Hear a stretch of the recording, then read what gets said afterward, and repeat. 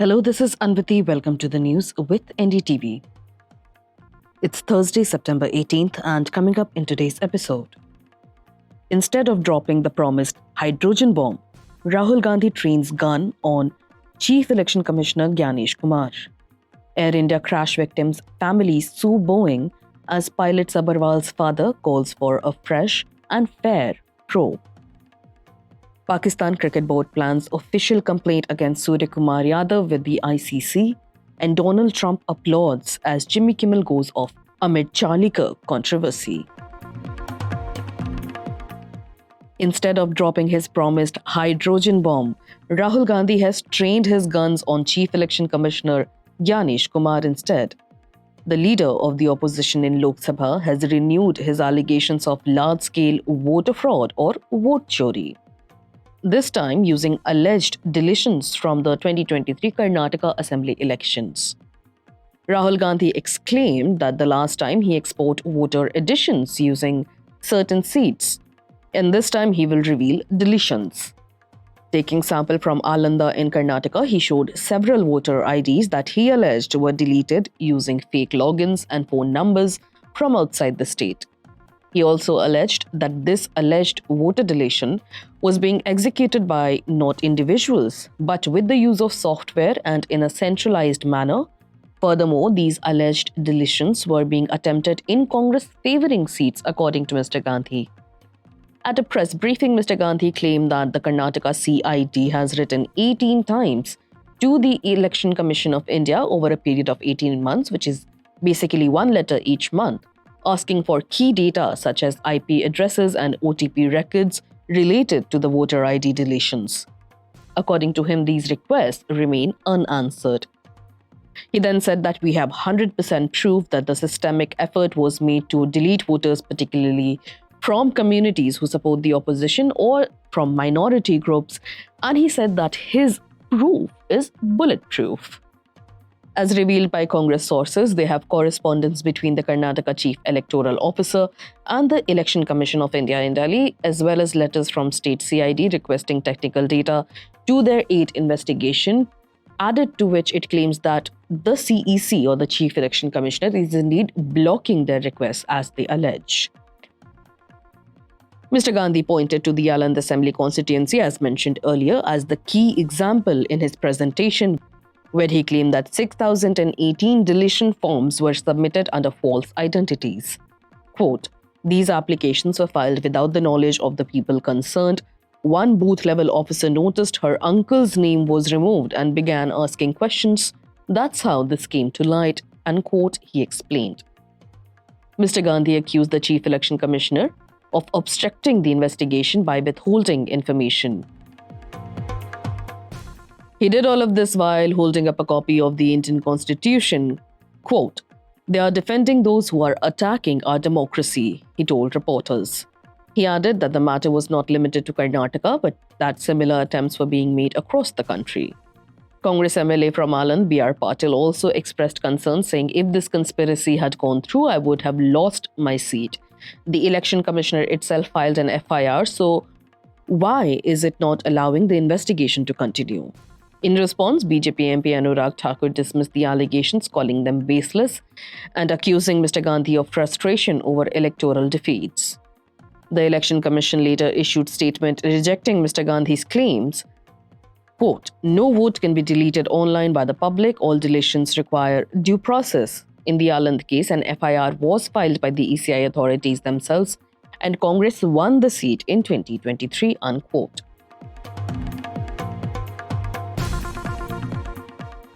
A day after the father of late pilot of the ill-fated Air India 171 flight called for a fresh, impartial investigation into the crash, families of 4 victims have sued Boeing and Honeywell in the United States, blaming a faulty fuel switch and negligence for the deadly accident. Captain Sabharwal's father had also alleged that they had pinned the blame on the pilots instead of finding the faults within the plane itself. According to Reuters, the lawsuit was filed in Tuesday in Delaware Superior Court and is believed to be the first in the US connected to the crash, which killed 260 people. The complaint alleges that a defective fuel cutoff switch on the Boeing 7878 Dreamliner may have triggered a loss of power shortly after the takeoff from Ahmedabad on June 12. The flight was bound for London's Gatwick. The families bringing the suit, all citizens of the UK or India, lost 4 of their relatives: Kantaben Dhirugibai Pagadal, Navya Chirag Pagadal, Kubarbhai Patel, and Babibin Patel. The legal filing argues that the switch's locking mechanism could be easily disengaged or even missing altogether, which could result in an unintended fuel shutdown. Reuters reports the plaintiffs as stating the Boeing and Honeywell were aware of the design risks, particularly after a 2018 US Federal Aviation Administrative or FAA alert about similar issues. The suit also claims that Boeing placed the switch directly behind the thrust levers, increasing the chance of accidental activation during the normal cockpit operations. Quote, "What did Honeywell and Boeing do to prevent the inevitable catastrophe? Nothing," the complaint reads. Boeing declined to comment when contacted by Reuters. Honeywell has not yet responded. Meanwhile, the pilot's father, 91-year-old Puskaraj Sabharwal, has written to India's Ministry of Civil Aviation urging the government for a professional, independent and impartial investigation. He expressed concern that the preliminary findings unfairly blamed his son, Captain Sumit Sabharwal, and led to media speculation suggesting the pilot had deliberately caused the crash. Quote, "They tarnish Captain Sabharwal's reputation, which is a fundamental right," his letter states. The captain, he wrote, had over 15,000 hours of flying experience and no prior incidents in a 25-year career. The Aircraft Accident Investigation Bureau initial report had cited the movement of a fuel switch going from run to cutoff as a likely factor, but following a Wall Street Journal report implying pilot action, pilot unions and government pushed back strongly. Mr. Sabharwal has given the ministry a week to respond, warning he may pursue legal action if ignored.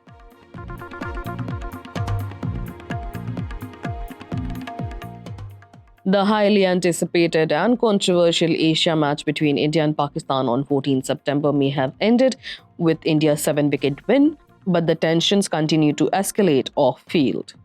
According to reports, the Pakistan Cricket Board or PCB is now weighing up the option of lodging a formal complaint with the International Cricket Council or ICC over comments made by India's T20 captain Suryakumar Yadav during the post-match presentation.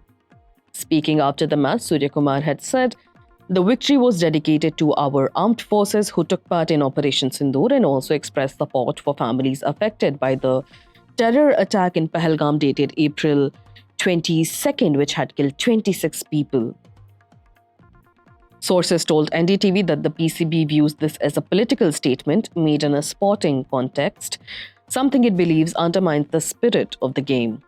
Former Pakistan captain and ex-PCB chairman Ramiz Raza, who also weighed in, claiming, "My biggest objection was that was said in a post-match presentation by Indian captain Suryakumar Yadav. That editorial was the critical point." In addition to the controversy over the comments, tensions had already flared once before.